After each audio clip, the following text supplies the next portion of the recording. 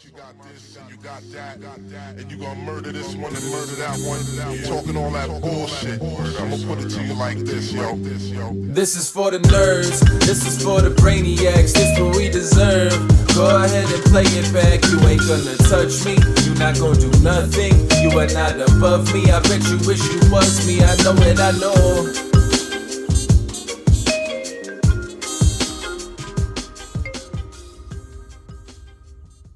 What is poppin', everybody? And welcome back to another special episode of the Only Friends podcast, where you know it's me and my only friends, which includes, but is not limited to, my sidekick, Berkey. What's poppin', baby? How you feeling today? I'm not ready. You use this opportunity to be like, Conrad, good to see you. I would have loved it if Guapo would have just cut to a black screen. Normally he's here an hour early. He was only here 15 minutes early this time. What do you think he's doing in the times before, guys? Eating Subway. Well, that is what he's doing, but we're getting one step closer to the end, you know? How's the bet coming? Big bite. Uh-huh. Yeah. How's that bet coming? I'm down 4.5 pounds. Okay. Do you understand? Him eating Subway, that's him being healthy. Right. Which probably is healthier than the other options he was choosing. I haven't had an empanada hit my lips there you go. in a month and a half. How bad can an empanada be? It's meat. It's fried. Yeah, that's fried. Okay, fine. I don't know. I mean, it's all about calories, really, in the end, if you're just trying to lose weight, right? Yeah. We're not on the right side of will he run around the neighborhood in a garbage bag in 100-degree heat? I think he will. So the problem is he's not going to have the 100-degree heat soon. Hold on. He won't have the 100-degree heat. How many times have you done that, Guapo? Done what? Ran around anywhere with a plastic bag. Of course, your camera shot would be frozen.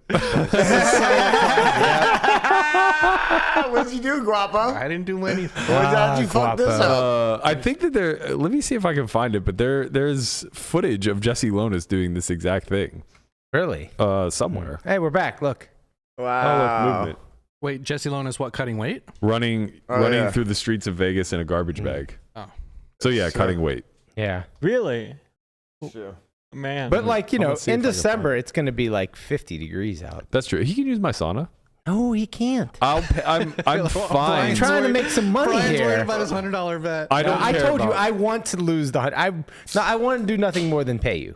No, you don't. You don't want to use the sauna. But you're not going to get into the sauna. I just want to pay He's not him. joking. I just want to pay him in the proper way, which is me getting to witness him in pain. Yeah. Which would be him sitting in a sauna with a fucking garbage bag over him. I mean, I'm basically just transferring the $1,000 you gave me to Guapo. Oh, you have 1,000 on it? I have 1,000 with Guapo, but Matt bet me. That's a big bet. You knew it was literally on the podcast, but we bet 1,000 that I couldn't run a mile in under 7:30. I thought I paid that a long time ago. You did. This whole place is falling apart. Was that Pip? Yeah. Pip this is knocked over one of the lights. This is Guapo's. Almost killed Guapo. It's Guapo's light. This is Guapo's penance for feeding her fucking deli meats every day. She's cracked. She loves it. She loves me. Well, in the process, she knocked down all your equipment. Wow. God damn it! I sent you the video of Jesse. But anyways, you did pay me, but you gave me $1,000, which I've won from fitness. So now I'm just paying it forward to Guapo. Oh, I see. You know. See, I want to pay Guapo, but I want to pay him because he did it the right way, not because he just. No, I think we're gonna win though. Soaked all the moisture out of his system in the last hour. I think he's fucked. Fucked. Oh. How much more do you got to lose? The grind don't stop. 110 degrees, back in the sweat. 16 pounds. Number 1 GPI ranked, and I plan on staying there a long time. Got to keep the American flag on top. How long? July 20th. Oof. Okay, that's hot. That's pretty warm. Yeah. And then Mateo's had this week. I mean, I need Mateos in a garbage bag now. I'm not sure. I mean, that's how you have a heat stroke, right? I'm not sure what that has to do with being number 1 in the world, but god damn it. Lock in. Buy me the goddamn suit. You're in? She's back. She's going back to the light. Come back to the light. She follows him around like a rabid street dog.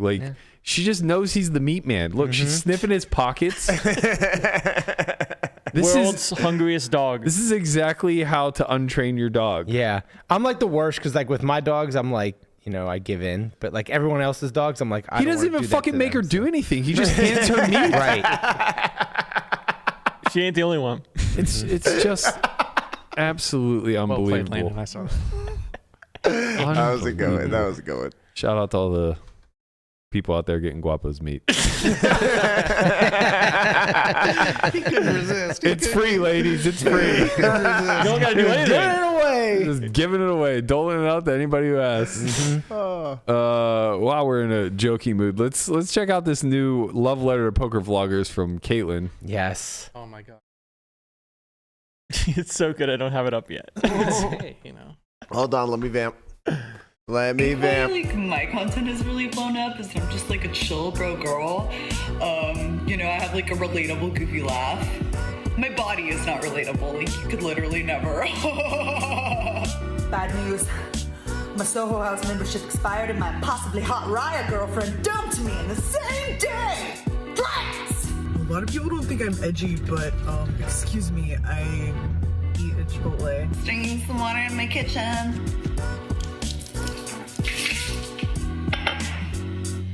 Yum. Also, I call them jiggities. They're actually jacks. Hey gang, found this nice rooftop spot where we could be alone together. Cocktails for the cards. I brought my drone with me. What do you say I fire this puppy up and take you on a magic carpet ride?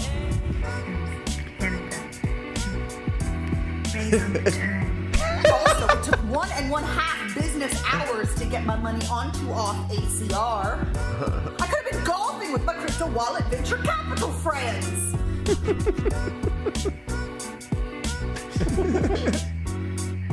My crypto wallet venture capital friends and I like to make prop bets out on the links. We bet on who's the least Asian. I lose every time. It's all they'll gamble with me on. It's so good. Well done, Caitlin, again. Obviously, the Abby impersonation really jumps out as stellar, but I think it was the Nemo the Nemi one. The Nemi one is probably the best. I brought my Joan. How about we go on a little magic carpet ride? Yeah, that was so good. The best one. Oh man! Shout out to Caitlin, always doing a great job. Good job, When did she get run out of love letters? Never, because she's written more love letters to poker than everybody in this room collectively in our lifetimes. It's true.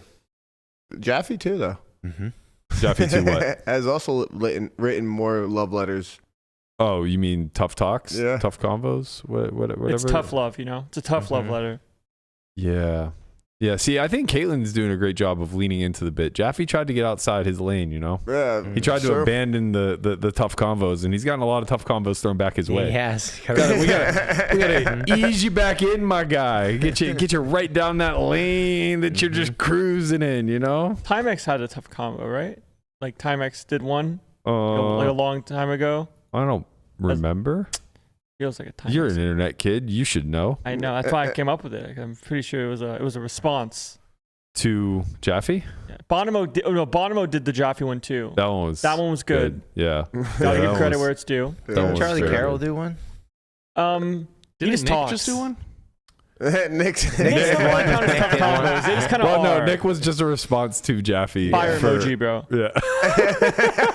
Sick picks. That was really good. His UFC picks. That was so really good. For those who don't know what we're talking about, apparently Jaffe texts Schulman asking for UFC picks, and Nick just missed on all of them.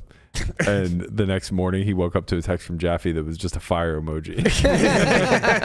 Straight heat, baby. Lock of the century of the week. Oh, man. This poker Twitter thing, it can be entertaining every now and again. Yeah. It's very entertaining now. Toes the line of entertaining and toxic, so. Yeah. I mean, isn't that just like what you watch on a regular basis? It's also like pretty much like every relationship that every guy's looking for, right? We're in a toxic relationship with poker Twitter, and it's okay. The situationship? Yeah, it's definitely a situationship. Jump in, jump out. I would leave if I had any self-respect. Should have burned this place down when I had the chance. You can't. I'm sucked in, baby. We're just here.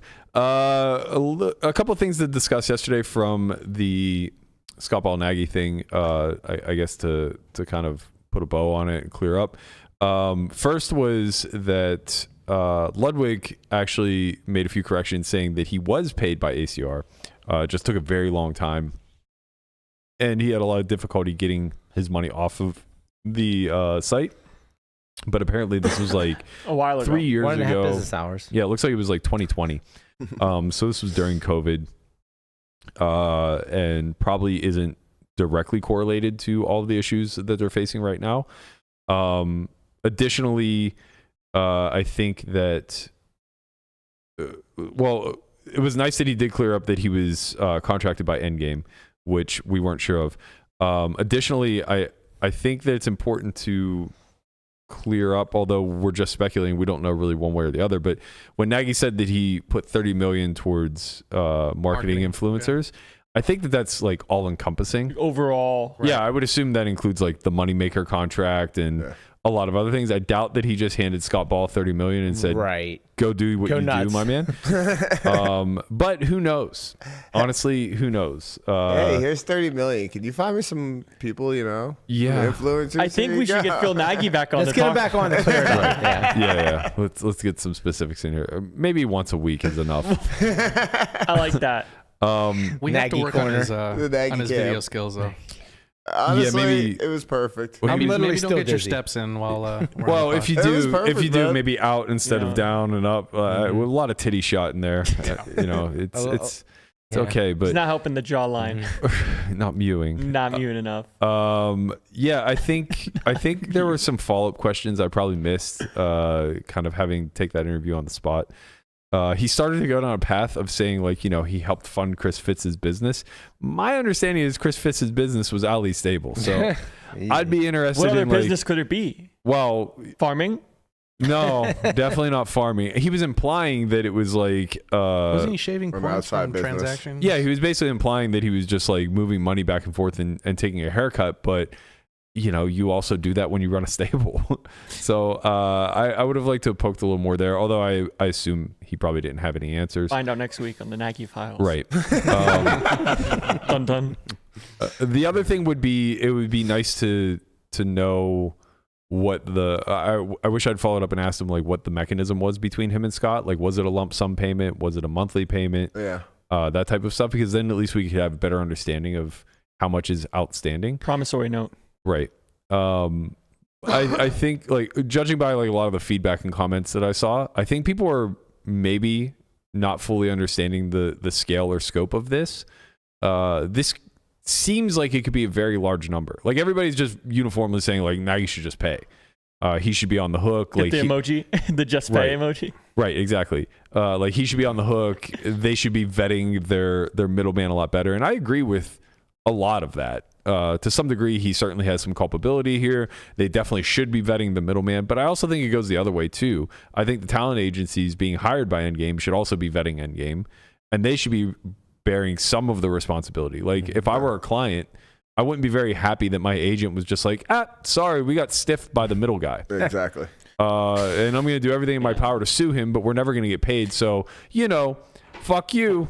I mean, it is kind of tough when the guy that you're making the deal with does get vouched by a lot of people with respect in the community. He didn't, though. That's how many you keep saying that, but like, how many put out 120 sweat? 120, where it looked like he had a gun held to his fucking head to say. Hold on, he went to a meeting and he's like, "Hey man, listen, here's my credibility," and he played the help you the video. Right. Yeah. Got that paid for on Cameo.com for $20. I mean, do you think it's that unreasonable? And maybe I just don't know enough about how this world works. Maybe this is a question for Tom from above the felt. Resident agent. But do you think it's unreasonable for like Loaded, when they're proposed an offer through Scott, to say like, I don't know much about your company and I don't really trust you all that much. I'm going to go directly to ACR and have communication with them. That's what I mean, apparently Ludwig did that. If you go back to the asset, he went to Nagy, and then Scott Ball told him that was a bad idea because he and Nagy were friends. After he wasn't being paid. I'm talking about before the deal was breached. Just like cutting Scott out from the Endgame out from the not even just get rid of the middleman altogether. Not even necessarily. I mean, getting rid of the middleman is obviously cheaper because you save on fees. But I'm not even necessarily saying going over his head to cut him out altogether. Yeah. But go over his head to vet him. Yeah. Right. Go to ACR directly and be like, hey, I just want to be clear. because I don't know anything about endgame talent, and if they rug, I want to know that you're going to make good. Yeah. You know? I mean, man, it's weird though, right? Because you technically think that endgame's pretty good once they have this thing set up with ACR in the first place. Yeah. Right. So by having that set up, they're vouching for them. And maybe kind of. And maybe even if like basically this was going on when they were still friends, and somebody went to ACR, and he would probably say, "Hey, go through Endgame." Yeah, and Nagy said that he needed Endgame because he didn't have the connections to the influencers. Exactly. But for instance, with like I should have pushed back on that. One-on-one with Nagy. What do you mean? That's what it sounded like when DePaulo renegotiated his contract with Phil. It sounds like he had to sit down with Phil. Like it wasn't a middleman. Right, but at that point, they'd been working together. They were like he was an ambassador, not like a random person that does a couple streams. I would have liked to push back. I just wasn't quick enough to think of it. But like the idea that like he doesn't have contact to these people and he needed Endgame, that's kind of bullshit. Like, if Loaded Talent Agency exists, you just reach out to Loaded. Right. You know, it's like you don't have to get a hold of Ludwig. You don't have to get a hold of Botez. You just get a hold of their agents. Mm-hmm. And that shouldn't be that difficult because they're for hire. This is kind of like, I guess, like Monday morning quarterback kind of things, I think. It's hard to do. You know what I mean? But we're talking about really big business here. It's also just like creating a position, kind of. Like if they're friends, and Scott comes to him with this idea. That's what I was implying happened. I want to be a talent agency because I know all these streamers. I was headed Twitch, so X, Y, and Z, and like he came to him was like with that idea. He'd be like, "Oh shit, great, that's a really good idea." Right, but then you have to almost feel like Nagy's invested in Endgame. In which case, now I would say he has more responsibility to make whole. Which may be honestly the truth. Right. We don't know that. We'll find out next week. Honestly, he seems like I'm not sure if the Ding and Helmut's friend investments came for Endgame. Like there could be a lot more. Yeah. Like I'm not sure what that was for. Yeah, that's fair. And yeah, I don't know. I mean, that's like the other thing is whatever is out in the public that we know for sure about. There's a huge discrepancy here. Like so, I was doing a little digging yesterday, and like Loaded Talent Agency recently raised $20 million to get off the ground. Scott Ball raised like 1.5. Well, for Endgame. So that's what the thing. That's from what we know. There might have been more. Yeah, but like usually these, like if you're a big company, if you're a multi-million-dollar company, if you're a $20-30 million company, usually that stuff like is somewhat public. I mean, it seems like this was one guy running what he called Endgame Talent. And he would just... It was an end game, all right. there was an end game in mind. The end game is still going. Well, I think it's concluded now, but... I don't know, man. I don't think there will be any more rugs. We're still in talks. Are we? We might be. Who? Phil. Endgame? What? Get Phil Nagy back on. What are you saying? Nobody knows what he's talking about. Speak English. I don't think it's over, man. Like, I feel like there's a lot of stuff that hasn't been actually, like, talked about. Sure, but like Scott's not going to steal more money is my point. Right. that ship has sailed. I mean, probably whatever he got. Like I don't think you're going to see unless he somehow manages to wipe the internet of all things Endgame talent related and goes into a total different industry. Maybe he becomes a porn rep or something. I don't know. I don't know if you guys have the answer to this, but is there any truth to not being able to sue Nagy if he's in Costa Rica? So that was interesting. I did see Scott's reply, and that's maybe a valid point. Another one that I probably wish I would have pushed back on, but that's still an unanswered question. I think that we have of did Scott actually get the money? Right? Like, do we know that it was Endgame that for sure rugged, and not ACR, which withheld from Endgame because whatever reason they may have, and now eventually collapses on the streamer side by not paying. Yeah, there could be a lot there, honestly. Like they could have found out people weren't getting paid in time or something like that. Right. I don't know what the situation was. I mean, Nagy's basically saying that they're lawyered up and ready to go to court, in which case, like Scott, you would think would do the same, but it sounds as though Scott A doesn't think he can get a settlement if he's right in Costa Rica nor the United States. Yeah. And B potentially doesn't even have the funds to lawyer up. I mean, not even the funds, the chance to. Specifically the funds. What do you mean? Well, let me finish. Yesterday, we read about the settlement between Loaded and Endgame, and that was a default settlement. I kind of glossed over that point, but that means that Scott never even showed up, right? So it was never even debated in court. It was just ruled against because he never bothered to defend himself. And that generally means... would lead you to believe that he can't get a lawyer. Right? Yeah, it generally means that you just can't afford counsel. Or he's just just claiming bankruptcy, so it doesn't matter. Well, why do you say or? That's and. Or and, whatever. I mean, it's not or. Like, sure, if you're doing these things, it's because you have no money. Yes. You don't go bankrupt with money. Sure. Like, that's not a thing. Yes. Right? So, like, yeah, the conclusion is very likely that either he hit everything really fucking well that he made off with, or he spent it, and it's since vanished into the ether. I mean, Scott seems like he's got everything here, and like he's not in the wrong. What do you mean? He's just saying like he's happy to have receipts of everything that they've done. Yeah, but I mean, like, we might just be watching two guys play chicken, bluffing one another, where neither one of them are going to budge. The 6 bet is in. Right, because it's like, what if it's not being argued in the court of law? What does Nagy gain? Right, like he can't get any money back, so he just gets to be just like optically publicly being right. Maybe, I guess. I don't know that that's worth that much, especially if you start to put your company at legal risk. And then in the inverse, some things are worth more than money. Sure. In the inverse, like, what does Scott gain by going public but not legal? Again, just rep? I mean, that's worth something at this point. I don't think so. You think it's just crushed? It's I mean, it's over. If he's losing a multi-million-dollar company over this, right. I would think you would want retribution financially. And you're saying that like he won't go to court and is just doing this like neutral third party. He's already let a settlement fall against him by not arguing it, and maybe that's because, like, maybe he was just never given a single fucking cent from ACR. Who knows? And now he's just dead broke, but he's still playing on ACR. Yeah. I mean, and that's the other thing. That was the last question I wish I would have asked Nagy. Why is he still allowed on ACR if what you're saying is true? They banned Jay Little for much less. Right. I certainly wouldn't accept business from somebody who owed me multiple millions of dollars if that were the case. I wouldn't be trying to let him win it back. Hey, no rat hole, huh? Right. You kind of get in the mix. Right. There are a lot of things that still don't really add up. I think that there's probably a lot more of this story to come.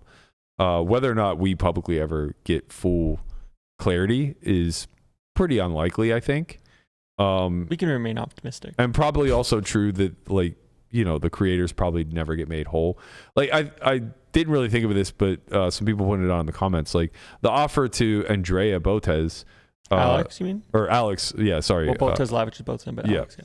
The offer that he made to Alex is just like, even if he meant it, it's fugazi. Like, she's a GG sponsored pro now. Now, I mean, this was like the deals were made back in 2020, 2021. Yeah. And then Scott just said recently that the last time that they tried to connect with her was like 2 days ago. But at the moment, she doesn't have service because she's at Burning Man. Scott Ball said this? Yeah. Oh, I missed that part. But my point is that but like Amaranth, Nagy saying like I'll pay the first deal and you do a second deal half off. Like, that's not feasible. Yeah. Right, because she works for a competitor now. Yeah, for sure. That's definitely going to be off the table. But I imagine that even though the 48 hours ago thing, like, I'm sure he's trying to potentially like rectify that situation where it doesn't really make sense to pay some people back but not others. Like, Ludwig got paid in full. Botes hasn't gotten paid yet. Like, I know this for sure. Amaranth had a big deal with them, and she just tweeted about yesterday. And like, these are big numbers, I'm sure. But some people got paid back in the day. Who's Amaranth? Twitch streamer. Oh, okay. So yeah, it's weird because some people got paid, some people didn't. I guess it just depended on how much money it was worth and how much they hounded them. Well, that's kind of the other thing. Action. I mean, I guess that's like the other thing is that we only know maybe the tip of the iceberg with as far as like people who weren't paid. Like, the only people that we know about are the creators that are saying that they didn't get paid. Correct. And right now, truthfully, it's only Alex because Ludwig said he was just slow paid and eventually was paid. Maybe there was somebody else in that Ludwig thread that I can't recall off the top of my head that said that they weren't paid. Yeah. But I don't think Alex's deal was $750K or $720K, whatever the settlement was for. So there's obviously other creators under the Loaded umbrella that weren't paid. And then I'm certain that there's probably other creators beyond that aren't represented by Loaded. So it's like, how far does this stretch? Who knows? I don't really know. I don't really know what the final take is here.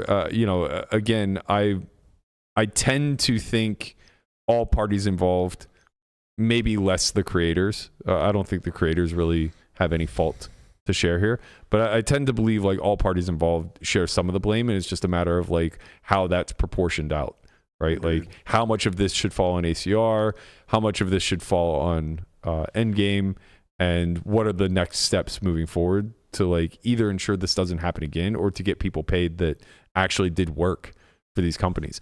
And I don't know, maybe it just, like, look, Nagy hinted around to it yesterday, and honestly, from the creator side, maybe it's equally true. Maybe this is just like the end of like content creators doing business with ACR. I don't think that's that unreasonable. Right, just because of the now public outreach that's happened from doing business through an ACR umbrella.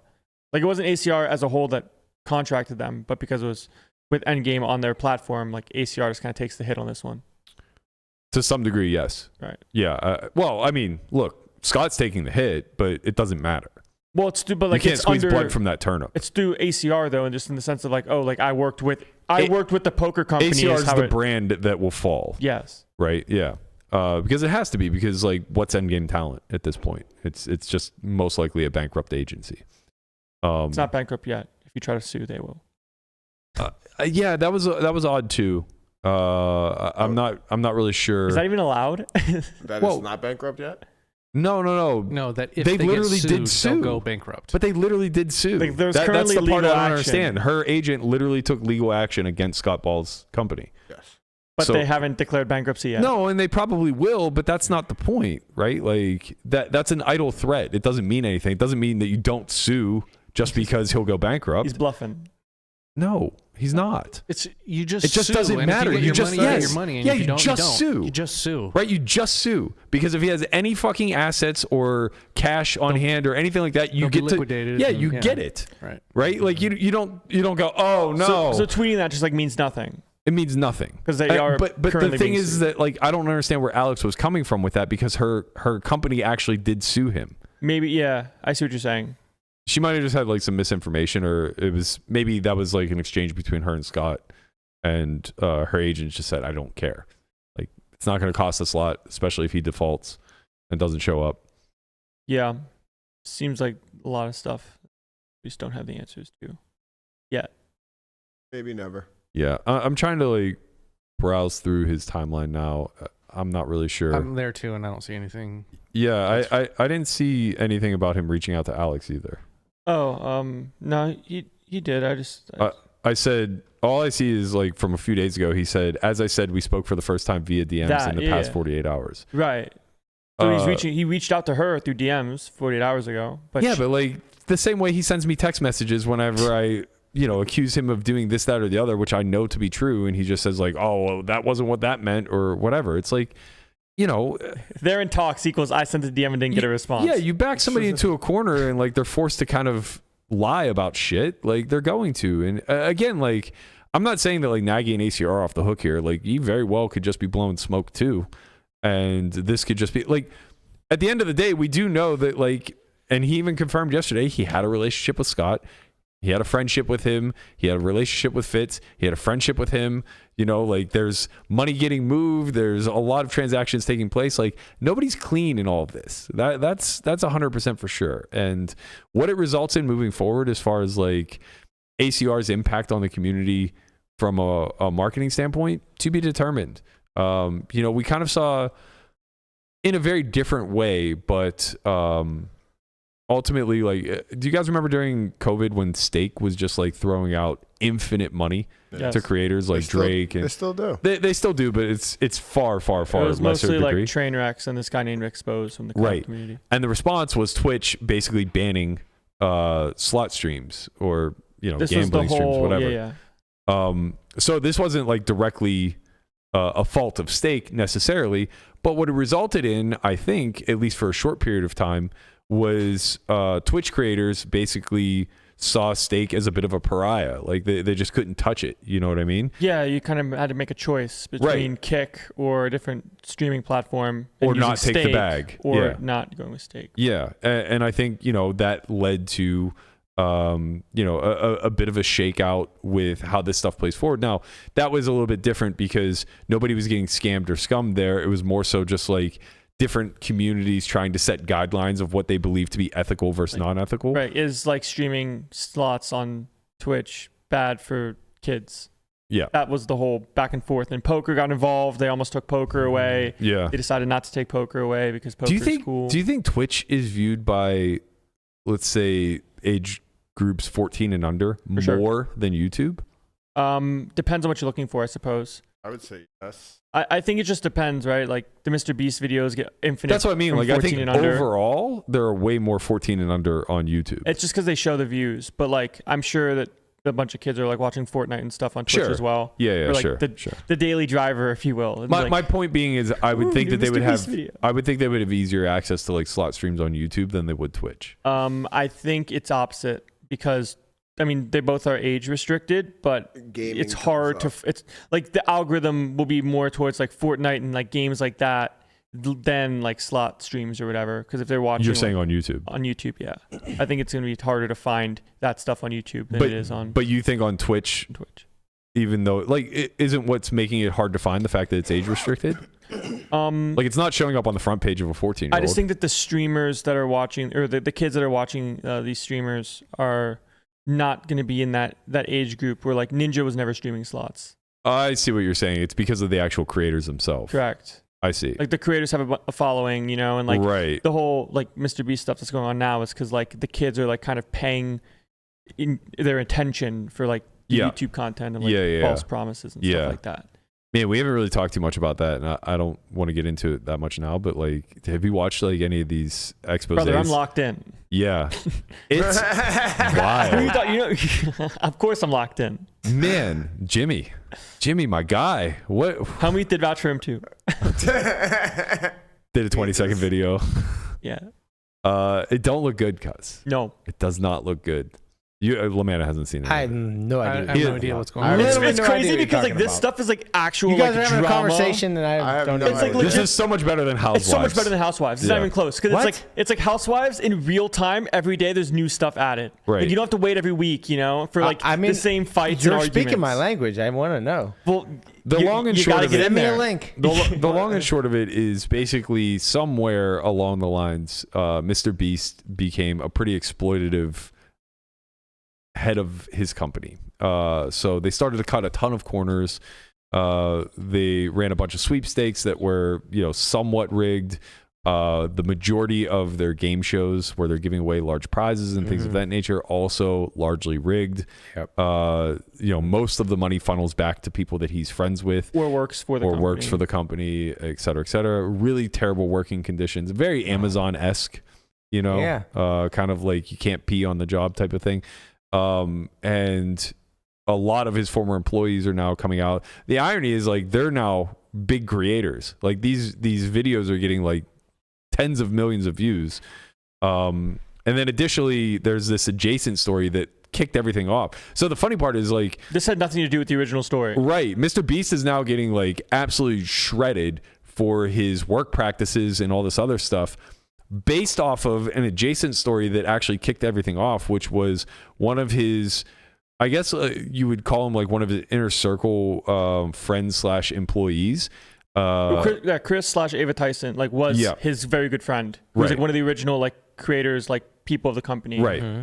Right. So at some point he had transitioned male to female and, remained a part of the team, created content, all this other stuff.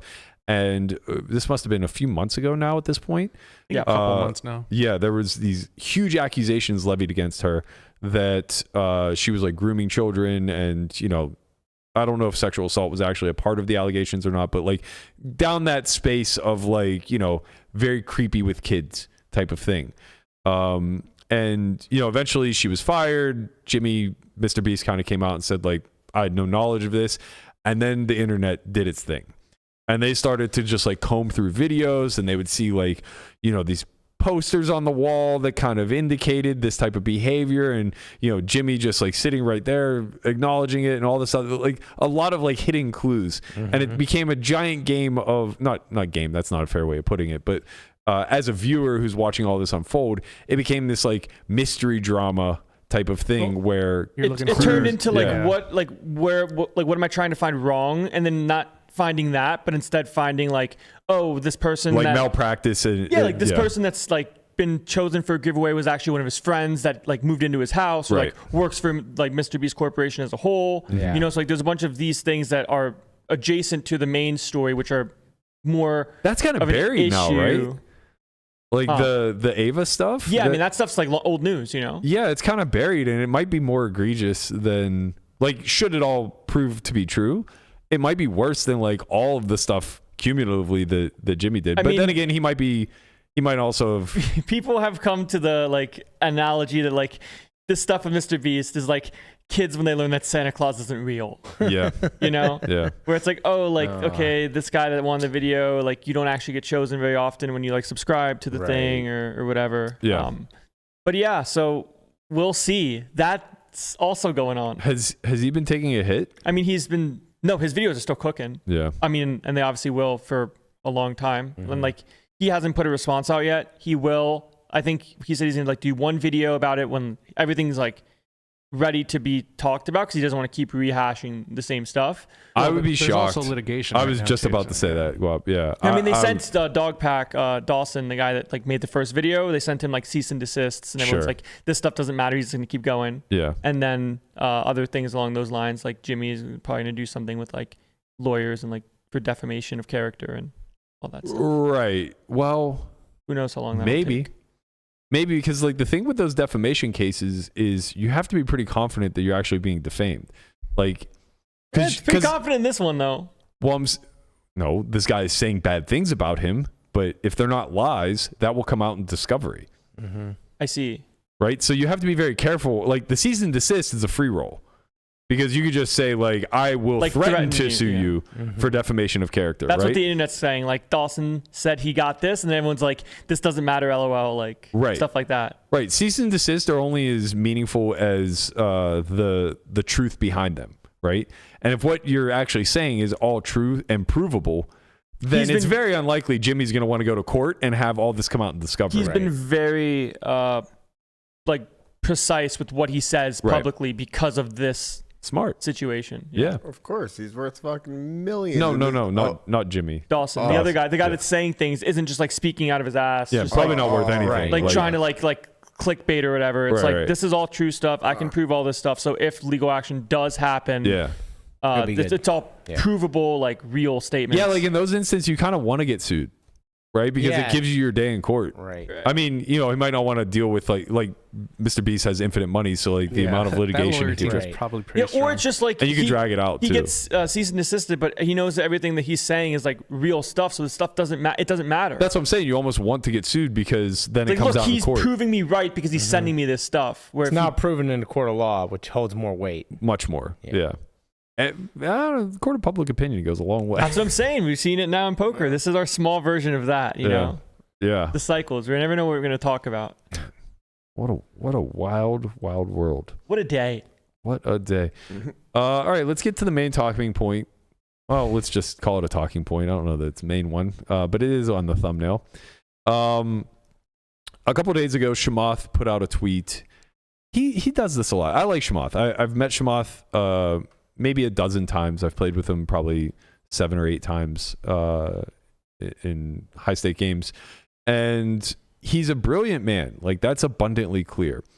But I also kind of feel like he lives in a bit of a techie Silicon Valley silo. A bit of an echo chamber, perhaps, where he might not get enough vantage points outside of that. Now, to be fair, he's talking about AI in this instance, so what the fuck do we know? Right. Compared to the people he surrounds himself with. But I do think that there might be a lot of like siloed groupthink when it comes to these types of things. So the fact that he brought poker into the conversation now does allow us to talk about this a little bit, because I think that, you know, we can at least have some opinions on what the impact of AI has been, will be. We can make some predictions moving forward. So the tweet as a whole just reads, curious about AI's impact on society. Look at online poker as an interesting early window into the future. Why? Online poker is a multi-billion-dollar economy and will be worth exactly zero over the next few years. The fall of this economy will be a harbinger of what's possible as generalized AI advances are applied to the low-hanging fruit markets. So far, I mostly agree with this. So if we're going to unpack this like line by line type of thing, I don't know that online poker will be worth exactly zero. I think there are a lot of ways that operators can protect themselves. I think there are a lot of ways that they can pivot as technology grows. And we've seen a lot of those efforts being made currently. Do we think one of those protection methods might be real names? I think it might be real names. I think it might be 360-degree cameras. I think there are a lot of unfortunate methods that are going to need to be It will employed. look very different, though. It'll look very different. Could you imagine what people will be doing on a 360 camera? Look no further than Big Dog Pocket Fives, bro. My guy hasn't been on Twitch in fucking 10 years. I forgot about that. I only know about this through lore. Yeah, it was GG. not good. It was not good. GG, PD, PF. Little snuff porn, right? Yeah, well, I don't remember if it was actually snuff, but it was Something in to that do with like it was in that vein. chloroform. Or something. I think it was like rape. Yeah, it was a little rapey. I think rape might have been in the title. Oh my God, horrible. Yeah, it was not good, man. It's one thing to like, you know, leave the stream running and pull up some porn. It's another thing for your kink to get shamed across the entire universe. You know, you don't love to see it. Womp, womp. But what I do agree with here is that What you do love to see is that generalized AI will be applied to low-hanging fruit markets. I think that was a really well-stated sentence. And I think it is something that we can anticipate, not just as online poker market falls into that category, but looking even further into other categories that are very big markets like this and easy low-hanging fruit for AI. Sports betting comes to mind. We've already seen this in day trading, right? Like day trading's been automated for years, and as the AI grows, now it's going to be even a whole nother thing. It's just going to be AI. You see it all the time. People are writing like whatever algorithms to trade for them and stuff. I'm pretty sure. What's her name? Lauren Roberts. Yeah. She was using ChatGPT 4 to help her code for her day trading. But yeah, I used to talk to Bob Bright about this a lot. I think he still runs his trading firm. I'm not sure if they've wrapped up yet or not, but he would talk about how impossible it is to compete with the high frequency day trader based off of the fact that it's just a race to the bottom. He's like, you know, there are some firms that are so big and powerful and rich that they're literally maybe he was being a bit hyperbolic when he said it, but he would say that it was actually like a competition for who could get fiber optic lines laid for them to get that extra split second to get their trades through. Right. So like even moving your office closer to Wall Street like had an impact. Yeah. Because like even though it's moving at light speed, that little fraction of a second mattered. Right. So yeah, he basically said like everything was just a total race to be able to get that trade through, like get these fractional trades through at a faster pace. And AI is obviously going to aid in that. Yeah. It's going to aid in the accuracy and all these other things. It's going to, you know, again, what comes to mind. So it's ironic because the rest of this goes on. I'll drop the other markets for the time being. The rest goes on to describe a pretty dystopian version of online that I don't necessarily think is going to be the case, and we can talk about that in a second. But he said, agents are becoming smart enough, reasoning, memory, chain of thought, that poker agents will run over the human population in legal poker sites and make money for their creators. But won't these bots be stopped? These aren't bots, they're agents, and they will know how to lose certain hands, creating an illusion of normalcy. They will learn to shear the sheep versus skin the sheep. You can expect that online poker leaderboards will flip to names you've never heard of, and those names won't be real people, but groups of programmers making money. I suspect that most people stop playing online for money pretty quickly, and the economic value of this market implodes. So this is a fun little exercise, that he's going through here. It's a cool I Am Robot type of depiction he's painting. I don't think that that's the way that this would go, though. I mean, that's one possibility, but that's obviously worst case scenario. Yeah, I right? don't even know that it is. I mean, I think worst case scenario. What's the worst case scenario? I think worst case scenario is that people are building AI agents to more efficiently compile, analyze, and produce strategies from MDA. Okay. Doing that en masse, I think, is That's more worth more. powerful because the human doesn't need to be removed now. So you're not breaking any terms of service. You still have a human agent at the helm applying these AI-driven strategies that are constantly adapting. They're forever dynamic. And then, yes, maybe from that phase, you just eliminate the human because it's more efficient and you have some sort of bot doing this. And maybe it's difficult to get caught because it's constantly updating. So the strategies become very dynamic. You don't play the same spot He's basically saying twice. that all the money is going to filter to these few people the that AIs, have this technology. Nobody else will be able to compete, so they'll stop playing, and then the money will dry up, and then the business will go to zero. Which, I mean, it's not that out of the realm of a possibility. People thought the same thing when Pyro came out, right? To some degree, but the power difference here is... Well, people thought that all of the pros would get really good, and they have access to the secret key that's going to give them all the money. Right, it's the accessibility factor. Well, no, because Pyro wasn't easily accessible to begin with. I understand that, but very slow. That's the change in this. Like this won't be heavily accessible either. No, I mean, you got to be pretty sharp to fucking... Like, what he's describing is like a version of AI that is borderline living, breathing. You know what I mean? Like it's replicating human behavior. You as an average Joe aren't just gonna be able to fire up ChatGPT and get a fucking strategy, or build a bot. You know, if you do, it's gonna be very basic, like weak and get caught very quickly. What is it called? AGI? Is that what we're talking about? Which is like where it's like basically it starts being able to learn on its own. Yeah. Right. And I mean, there's an element of this that we kind of saw a glimpse of with Pluribus whenever they built that to play multiplayer games to beat Six Max. This was not developing. I don't think it was using counterfactual regret the way that POSolve does.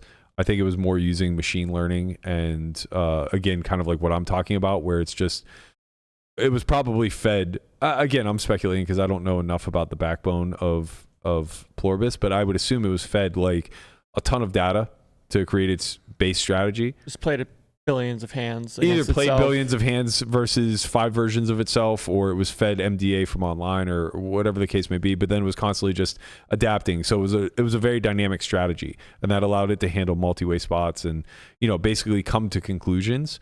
In essence, thinking for itself. Like we really don't have a better way to describe it, even though that's not technically what's taking place. And so I think that this could potentially be a real threat. A lot of poker players very much think that this is dead wrong. I skimmed through the forums, I read some of the replies, and I think Landon kind of holds this opinion too. I do. Go on. I also think that ego is a big part of why people still play poker anyways, where even if the AI has a win rate of sorts, people will think that they're terrible and will still think that there's money to be won. But eventually... eventually that just is proven wrong. I think tournaments are protected more and will be around longer, but online cash would potentially die. Because tournaments are protected by variance. Yeah. I mean, online cash, you just have the same account running like day over day, and it's either winning a bunch of money or it's not. But do you think bad actors will shine and it would be noticeable? For cash, yes. I think it should...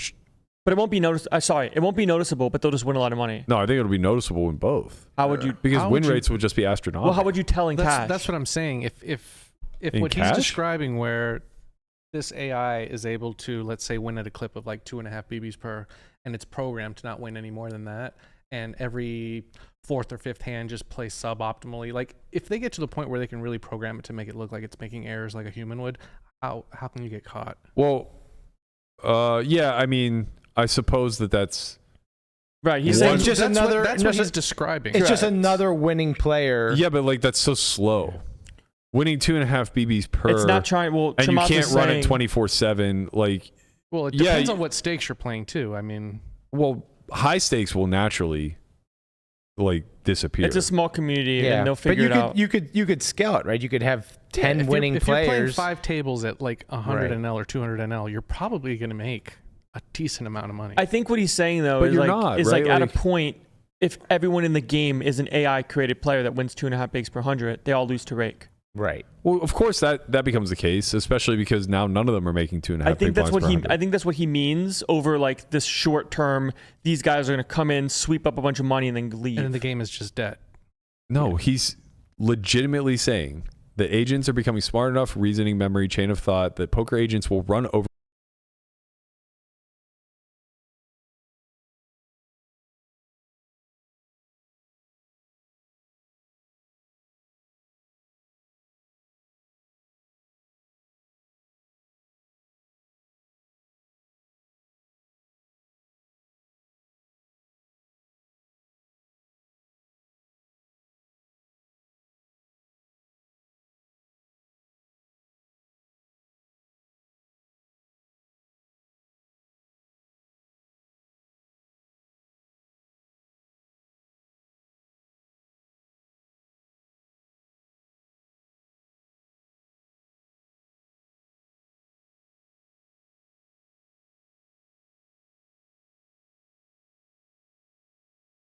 Beat the AI, everybody's saying. They're not coming for his job. I think they came for us. I think we got too close to. Yeah. We flew too close to the sun, guys. Exactly. We're talking about this big elaborate government scheme to take over the AI. Guapo, do you have us muted? Sound is on. Oh, Well, no. hold on. Somebody just said there. Uh-oh. We got a lot of mutes. We're back. All right. Okay, good. we're back. Good. We're good. We're back, good. baby. JJ says we're back. JJ, we're so my back. dude. We're so back. Okay. All right. Back to the topic at hand. Relax, bro. You trying to get us cut off again?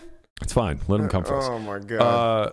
Okay, so going back to what we were saying about tournaments versus cash and things of that nature, I think that what will ultimately end up happening to protect the ecosystem is win rates over X amount will probably start to get banned. Like that seems like the logical conclusion. In which case now you just basically try to get that threshold low enough where you're disincentivizing any AI to want to do this. Man, that's tough though too, right? What if someone's just better than the AI at poker and they're winning more money than them? It just get seems banned? impossible. Do we know that to be true? Well, I mean, if you can build an AI that's capable of winning like 15 big blinds per 100, there's no human doing that. No, there's not. But humans still can win like 10 at the moment, especially on in softer environments. Right. Like there's some guys that make a lot of money playing mid 2-5 and under. Okay, but from an operator standpoint, they don't want a guy winning 10 big blinds per 100. No, but he's not cheating. Who cares? You're saying if you have a win rate over X amount of money, you're banned. You're just gone. It's already going in this direction. WPT Global already segregates their pools between winners and losers. GG does the same, and they're notorious for having closed accounts of people that are winning too much money. It's already trending in this direction. Yeah, so what you're saying is the game now does literally become how can you win the most amount of money without getting banned from the site? No, I think the game becomes how can I transition into live and give up my dreams from playing in my underwear in the basement. Well, that's what I guess if he means that, then yeah, I guess he's right. Yeah, I don't think he's wrong anymore if you're I'm saying not that's positive. the case. I actually am reserving my opinion because I'm not really sure. First time. I have because I'm conflicted. On one hand, I share his opinion that I think online poker is a bit apocalyptic.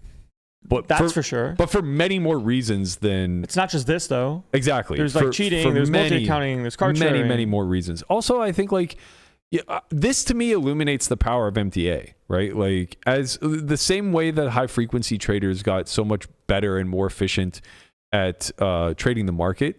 I think the same will come true whenever we're able to start feeding this data into AI. Because right now, the big hiccup is you need a good analyst. Right, like how to actually use the information that you have, like how to take advantage of people, where you let the thing play other people in your pools and say, hey, like this guy's folding too much versus check raise. You should check raise more. Exactly. This guy's not calling enough turn bets. And you need somebody who's capable of reading hand to note really well, translating all of that, building strategies, building like a total strategy library off of that, right? Instead of just like play this good strategy. Here Imagine I could just upload like 1 billion hands to GTO Wizard.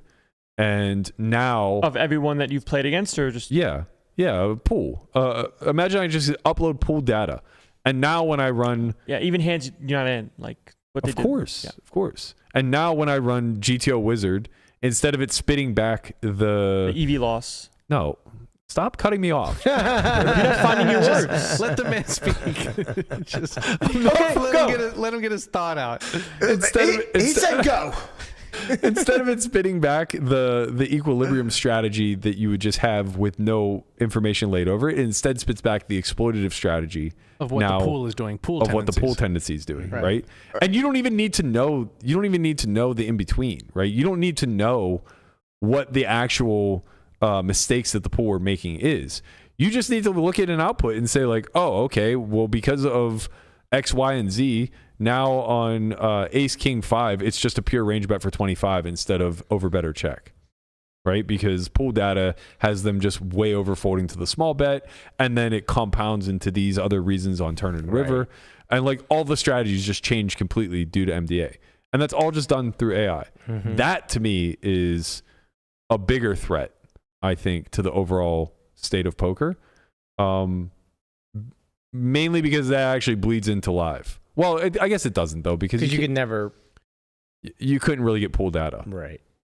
Yeah. I mean, you could get maybe comparable pool data, like if you went on Zynga and just got like 100 million hands. The issue that would be dope. If you could if you could scrape 100 million hands from Zynga and then upload it to an AI and you get a brand new strategy laid out and you just use that for 1-2 no limit live. There's no way that people play 1-2 the same way they play Zynga. There's no way. I bet there's more. No way. I gotta agree with that one as well. When you I'm go not from saying real it's money a direct overlap. to fake money. I'm not saying it's a direct overlap, but I bet in the Venn diagram there's more middle than you're giving credit to. Once you guys start calling more turns, you'll realize they give up on rivers. I mean, the issue to a degree is once somebody has the MDA that you should range bet here, and someone knows that someone's doing that, they're going to now take advantage of that. How would they know? They just see the same account keep range betting 25 on Ace King 5. Yeah. And they say, okay, I think this guy's range betting. I mean, There's that's like like always saying, going to be a correction to the correction. Yeah, that's obviously viable, but that's like saying that, you know, Poker Detox's strategy is no longer viable because everybody countered it. Like, no, some really sharp players who are paying attention to data also will counter it, but the majority of the pool is just going to get fucked. Yeah. That's the same thing as what Chamath is talking about, in my opinion. It makes me wonder about GG's business strategy, considering they just bought WSOP and all that stuff. Yeah. If we're really moving into this direction, like, you would think that brick and mortar would be the way that they would want to go, because if this really is dying, I don't think so. What is their business model? How I think their business model is to suss out the winners and ban them, and then take the admin fee. Like big picture. If we're talking like 5 years down the line, I think that their business model is literally like, come play poker here, and then the second you start winning too much like a blackjack counter or anything of that sort, you're gone, and you've now hit a blacklist that keeps you off of our site forever, off our network forever, and now they're just building the ultimate rake trap. I think for something like ACR, this wouldn't happen. Like, I don't think that they're going to start banning winners. No, of course not. They don't ban bots. Right. Why would they ban winners? Yeah. They don't give a fuck. Yeah, I mean... But you think WSOP will ban them? Not like I don't WSOP know. Online? Like, I don't think so. I don't know. Regulated markets are so small and fragile to begin with that I think they're a little bit more protected. So, but Stars worldwide is regulated, I imagine? Stars is weird because it's very fractioned. Like Stars Brazil. Yeah, there's Stars Canada. Because they're regulated. I think companies like WSOP.com are trying to get every customer they possibly can. Yeah, I agree with you. And I also think they're a lot more protected from, like, there's no MDA for for WSOP. Yeah. So what's Like actually, a lot of people who complained about there being no hand histories, I think this is a great example of why it's probably good. Yeah. Well, so who actually gets hurt here? Long run pros, I think. Actually, maybe everybody, because maybe But not. what- The losing players get put in an environment where they're able to compete a little bit more, but everybody's just losing to the rake anyway. Yeah. But it's kind of strange because like, where do you stop? Because it's like, if you're banning all the good players, then the next tier down become all the good players and they win all the money, and then you ban them, and then you next tier down become all the right. Like eventually, you just get rid of everybody. That. No, it's not linear like Because that. at some point you keep the 3 big blind winners and such because Right. they're The not three big- actually- right, But I'm saying if you're a 3 big blind winner, and You you might move all the become a good 10 big players, blind winner you now. become. You're I'm saying it doesn't it doesn't work linear like that. Why wouldn't it? I mean, I'm legitimately asking. no, Because a lot of the way that you were making the 3 big blinds to begin with were off of those players. It's like the fact that you were losing to better players isn't going to harm your win rate that much. Like, think of it this way: if you're losing 1 big blind in a pool that is a mix of pros and recs, and now it just becomes all recs, you're not going to win 10 big blinds. You might. It's pretty unlikely. I don't think it is actually. You might not win 10, but you might win like 6 or 7. Right, but like I'm just saying, like, don't you think? But that, eventually, like, there's a leveling off. Is my point. Like with every tier that you go down, you get weaker and weaker and weaker players. Until there's all whales. If you just had 9 recs, like sure, somebody is going to have win rate because they're going to intuitively be better at the game than everybody else, but nobody's going to have a double-digit win rate. Not over the long run. Over the long run, they're almost all going to be somewhere between like 3 and -3, right? Unless there's just like one guy who's punting and losing like 30 big blinds per 100. yeah. In which case now everybody wins. I think eventually you get to that point. that's But that's high stake. after yeah, how yeah. many tiers going down. Sure. But then, like, do you really want to get rid of 50% of your clientele? I mean, like it's not 50% might be higher. It's not a business model to scale, Right. for sure. I agree with you there. Like it's certainly not a business model that scales. Mm-hmm. So we see this on the horizon, and this is our 5-year exit. I don't think it's that unreasonable. But again, like we're just speculating a lot of things. It's not like we're saying GG's doing this in action right? Yeah, or actively doing this. Right. But going back to the Chamath thing, I do think that it poses an interesting question because to some degree, we're already seeing this in action with bot rings. And they're clearly not as sophisticated as the AI. And basically his argument is that the AI is so much more sophisticated, they will absolutely go undetected. Unlike their bot counterparts that only go undetected for a certain period of time and win money. And I find it interesting. So the reason why I said I was torn is because on one hand, I think online poker is relatively apocalyptic. And I do think that we're already seeing this happening, right? Like bots have fucking win rate and they're taking a lot of money out of the ecosystem. So if you're able to build better versions of that mousetrap, I don't see how we can just like shit on Chamath and say like, you don't fucking understand poker at all. You're an idiot kind of thing. But on the other hand, this reads to me like somebody who has a novice's understanding of poker to make it sound like it's just so easy to build an AI strategy that replicates human error rate I don't think it is. Question. Go ahead. I was just going to say, I don't think it is now, but in 2, 3, 5 years from now, it might. I think we're going to see a rapid growth in AI and the technology. I think we're like kind of on the cusp of, this like exponential growth in AI. And, and so like now, no, but 5 years from now, I was maybe. going to kind of sort of piggyback off of what Brian just said is I don't think it matters if Chamath knows the game even at all.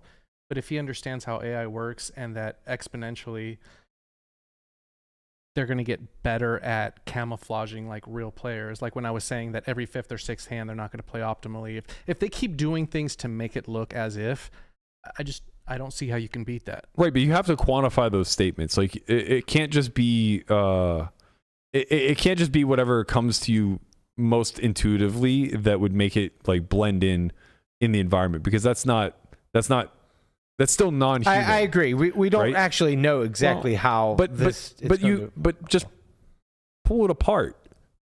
Think of how the bots operate now. They're all built off of the actual training tools that we have. Mm-hmm. Every single bot is operating off of some combination of MDA and a pre-solved library, right? Whether that is through utilizing tools such as PO or it's just somehow finding a way to run a script and It just has a database or something. Yeah, it has some sort of database that it's defaulting to, right? That's how it's programmed. But you would agree that in time, those databases and everything, the way that you program the AI is going to get better. But if that's true, if the premise is that, if we start with the premise of the end, which is that there is an AI agent available that can replicate human behavior, human play, human error rate, but at the same time also is replicating humans that are the biggest winners in that environment. If we jump to that conclusion, they don't have to be the biggest winners though. I think that's important. They just need to have a win rate. They don't need to be crushers. No, that's not true. I mean, yes, that's true in the sense that you could make money, but no, it's not true in the sense that it's worth anything to you. But I think that's what Chamath is saying, right? I mean, he's saying they're not going to be the biggest winners. He's saying that they're going to. He's not saying that. Yes, he is. He said they're going to shear the sheep, not skin it. Okay, Correct, but right? shearing the sheep is still the biggest winner. It still very well could be the biggest winner, just because it's not winning the maximum that it can potentially win. But I think what he's trying to say is that they're not going to be like. Follow the economics of this. Right. Why would you want to run bots at low to mid stakes for 2.5 big blinds per 100? Maybe not 2.5, but 5.5, 6. These are big fucking win rates. Yeah, but I mean, 5.5, 6 is like top 1% in the pool. So either we're following Guapo's statement or we're agreeing with me. I'm saying why? Well, if you ask why would you want to, so you don't get shut down. But you can't do it at any operational scale. If you're playing 100 NL. But what if you don't want to be at scale, Matt? Like, what if you're okay making 40 grand? Well, what I'm saying is, if you live in Croatia, if you live in some little town in Mexico, and you're making $40,000-$50,000 a year, like, your life has changed. Are you trying to tell us that your cousin has a bot in Mexico? No. I'm trying to be reasonable here. Yeah, like, it doesn't necessarily have to be. It doesn't have to be scaled. You don't have to make 200 But then grand it's a year. not a problem. What's not just not a problem? If there's an AI taking 40K a year out of the pool, it's not a problem. It's not even a conversation. But what if there's 50 accounts taking 40K from the pool? It's still not a problem. The $2 million, who cares? It's just not a problem. Nobody Scale cares. is the only problem. What's the number that makes it? Scale, whatever scale is. If some large percentage of the pool are these AI bots, or the percentage of the pool that are these AI bots are winning a large percentage of the money. But maybe they are. But maybe instead of having one that wins 200K, you have 10 that win 20K, right? So it's like, but how could it's you still taking out the same amount? Brian, you have to think of the economics. How do you get 10 accounts? I mean, I don't know. Talk to Bonomo. He'll 25 years ago, man. Let it go. Yeah, I do think that. Right? Like, you guys are jumping to a lot of fear and uncertainty, which is fair, but it's also just not following the logistics. And that's why I'm saying we start with the premise that this AI exists, right? And it's very human-like. It makes the same errors, but it's also, you have to come to the conclusion that it has one of the biggest win rates. Otherwise, there's no reason to run this because you're getting a single account. All these bots that are out there now are only one single account. Someone has bot, they're only running one bot. There's not bot farms. Well, there are bot farms. Okay, well, that's what I'm saying. Okay, but they're not trying to go undetected. They're smash and grabbing. Yeah. Right? So it's the nature of the picture that he's painting here, that there's longevity and sustainability into doing this. And if that's the case, then it has to be operating on some aggregate win rate. Like, it needs to be worth it. I'm not saying that it needs to take millions from the pool a year, but it needs to be taking like a fairly substantial amount and be able to scale bigger picture, right?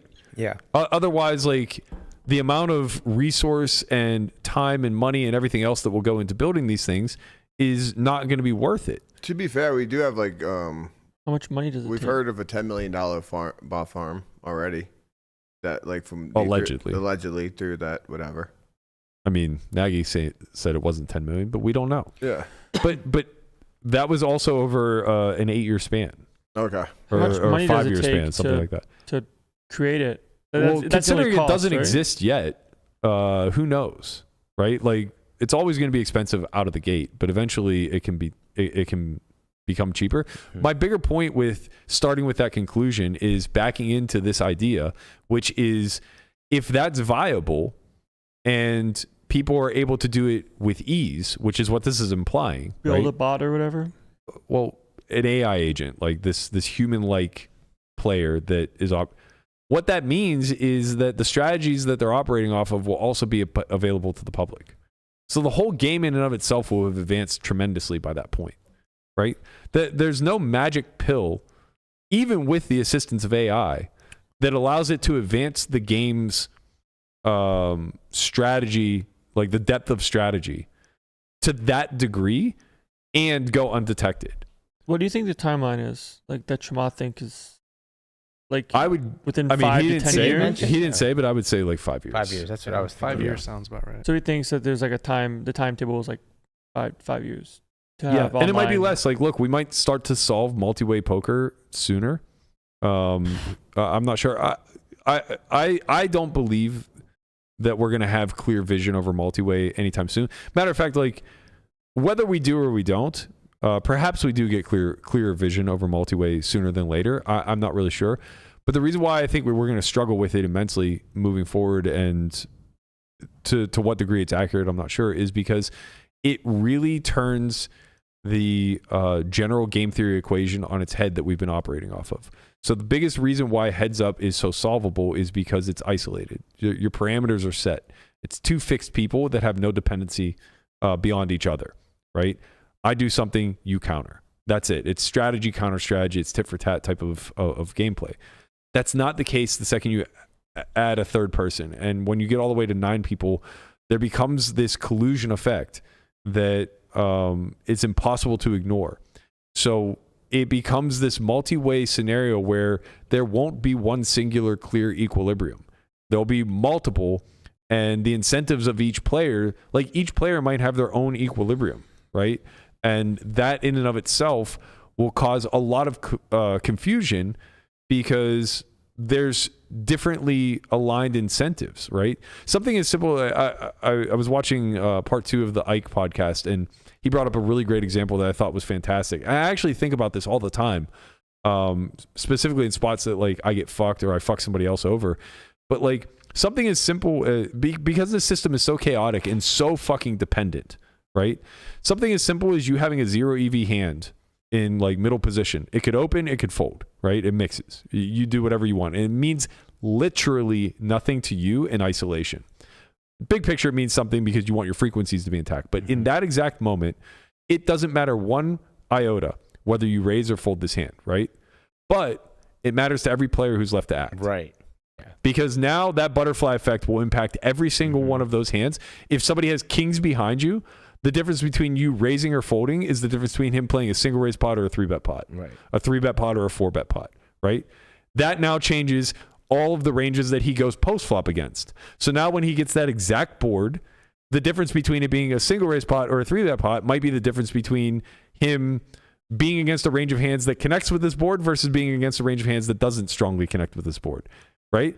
So all of this dependency, all of these conditions, they all play with one another, and a certain collusion effect takes place. Like when you go post-flop multi-way, there's a certain level of collusion that takes place where ranges strengthen or weaken based off of the actions that have taken place and the players that are yet to remain. And we can't really ignore that. So sure, this is a problem for AI to solve, and I have no doubts in our lifetime we'll see it reach some sort of solution. But much like the way we've been studying poker for the last 8 years, it's very likely that we are nowhere close to correct, right? Even like what we've been, I thought like what Ike said was just very eye-opening. He basically said, there's nothing about the counterfactual regret system that PO runs for games outside of heads up that should result in a real poker strategy. Like nothing about that model should have translated into a 6-max game. But somehow it kind of looks like good poker. And like the strategies that we pull from it, they seem like they're winning. Like they seem like they're probably relatively accurate to the models that we're running and the simulations that we're studying. But nothing about that on the surface says, yeah, this should also work if you add 8 other players or 7 other players to the table, right? So there's a strong likelihood that there's a big margin of error for the way that we solve this game heads up versus 3 players and beyond. As in 3 people are just in the hand pre or in the hand like. That's the point. Is that if you're playing less than or greater than a heads up match, there are always other actors. Mm-hmm. I think this is true. At the same time, I think that the general strategies that we can conclude from looking at heads up solves are applicable to poker as a whole. You know, like playing low jack versus big blind and knowing how like equity shifts and like how range interaction works with like sizes. Right, but is like, important. Is it perfect? Probably not like stone perfect. No, but like I think his point was that not only is it not perfect, and that's fine, we can deal with not perfect. There's a likelihood that we're just like way off. Like there's just a likelihood that our hijack range is just dead wrong because we aren't really capable of running preflop sims. Like not good ones anyway. At least we're capable of running them within the framework that we've built. Yeah. But much like ICM, we have no idea if that model is correct. We only know that it's correct for heads up. Right, and that's just the best thing we have. Exactly. And you know, his point's very valid. It's like we don't have anything better, so it's good to build intuition around these strategies because they do look like they function. It looks like real poker. It looks like something that is very good. And perhaps it is. There's also the likelihood, or there's also some chance that we just fucking nailed it. Like we stepped in shit, somehow this all translates, and 20 years from now, whenever we have much more powerful computers and we're able to do these things, we're going to look back and we're going to be like, Jesus Christ, we got lucky. Well, we were way ahead of the game. To a degree, but then like the opposite is the way that people view ICM at the moment, where there's probably a better model for FTs and things along these lines to like. Almost certainly, yeah. To how to like quantify risk and all of these things, but at the moment it's the best thing you have. Right. So being the best at the thing that looks like it makes some sense to not like winning the tournament, but just increasing your ROI by not losing is worth something. But it could be that you don't want to play that way and you do want to just try to win as many chips as possible. Well, I think the bigger takeaway is to recognize or to be curious enough to not just be all in. I think and he made this point in the first part of the interview, the part 1, where the people who were winning pre-solvers have a huge advantage because they were conditioned into being able to think about the game in some workable way that allowed them to develop an intuition for how things move in real time, right? The issue with buying fully into a model is if that model is broken, eventually that comes to light and your entire foundation is just rocked, right? So I think like the big takeaway is not that you shouldn't study sims, not that you shouldn't study ICM, not that it's all fucked and you're wasting your time kind of thing, but more so take every bit of the information with a grain of salt and continue to be curious, continue to think for yourself, continue to try to freestyle some spots and then examine them later. And hold on to the ideas that you believe have some merit but aren't necessarily testable yet. I think like stand-up game is a perfect example of this. There's no fucking way we have anything that's, I don't want to use the word reasonable because I'm sure we have reasonable models for this. Matter of fact, I have my own ideas of like what some of these models look like, but there's no way we have highly accurate models for testing the stand-up game. But we have a lot of ideas. And a lot of these ideas, I think, have a fair amount of merit. And a lot of them are really fucking bad. You know, some of the sharpest people I know, the ideas that they had around stand-up initially, I think eventually are just going to be proven to be, like, terrible. Like, the notion of just, like, playing really tight until you get down to 2 or 3-way. Like, my gut instinct tells me that that is absolutely atrocious, right? But maybe they get proven right, and my instinct was wrong. Point is like, holding on to these ideas, fleshing them out, this is worth a lot as a recreational, as a professional, or anything in between. Like it's part of what drives the love for the game. You know, it remains a bit of a problem to be solved. Yeah, and I think it'll be that way for a long time, where I guess a good example in the MTT realm will be the way that people approach having chip leads, like playing as chip leader with a ton of chips versus slightly a little bit more than second or whatever, where there are some spots in theory where the chip leader wants to play like really big open jams, like a lot of chips where it's like this will never happen in a chip EV setting or whatever you want to call it. But because of like leverage and risk premiums, you do want to be all in and force people not to be able to call very wide. But some people have the approach of, well, what are they supposed to do if I min raise only? Like, how aggressive are they supposed to fight back against me by playing too many hands?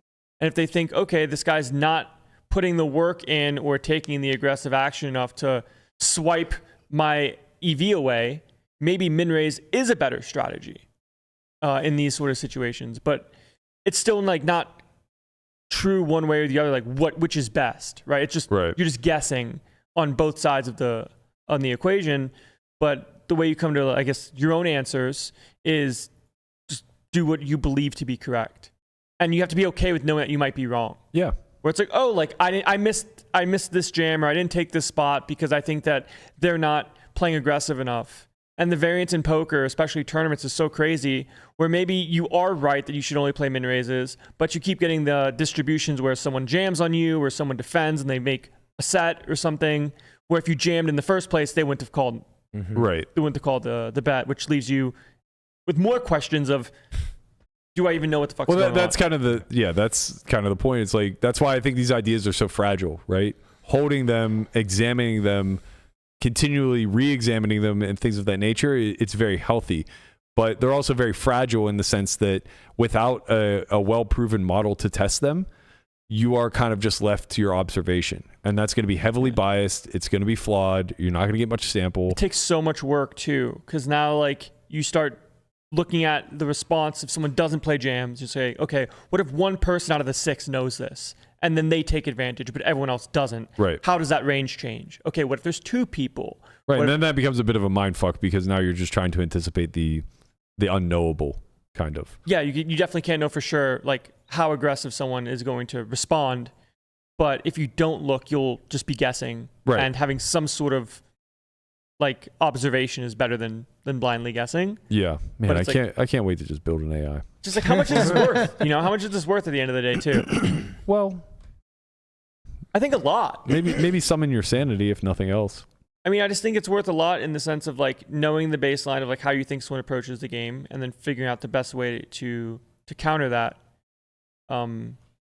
Makes you money in poker. I think that's true. I think that's a well put statement. So if you're not doing that stuff, someone else will be. Yeah. Right. But again, because it's a multi-faceted game with multiple players, you not doing that thing doesn't directly correlate to them stealing your EV.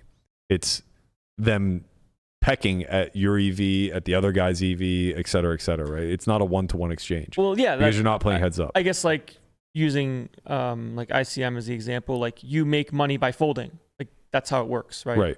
So you're trying to come up with the ideas that if I fold here in this close spot, this is winning me more money based off of what could potentially happen. Right.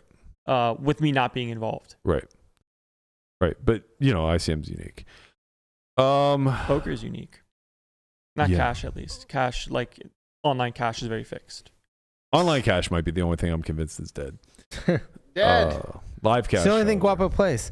Somehow I'm still scratching away a little bit of money there. Got him. WSOP is the right place to be. I do think that environment's a lot more protected. Mm-hmm. All right, that's going to do it for us today. I think we're either going to be 10 a.m. tomorrow or we're going to be the late slot at 6 p.m. We'll see. So be sure to stay tuned to our socials to find an update. Click the bell if you haven't already. It will alert you when we go live. But my apologies.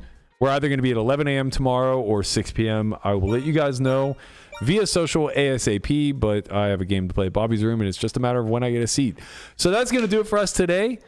Be sure to tune in tomorrow. We're going to have a fun show, kind of discussing a little bit more in depth of the things that we were talking about today based off of a couple Jason Kuhn tweets last week, as well as an In the Muck that I played heads up, actually, where I may have gotten filleted. I'm not sure. We'll talk about it tomorrow. I'll see you guys all then. Later, Peace. Squat. Peace.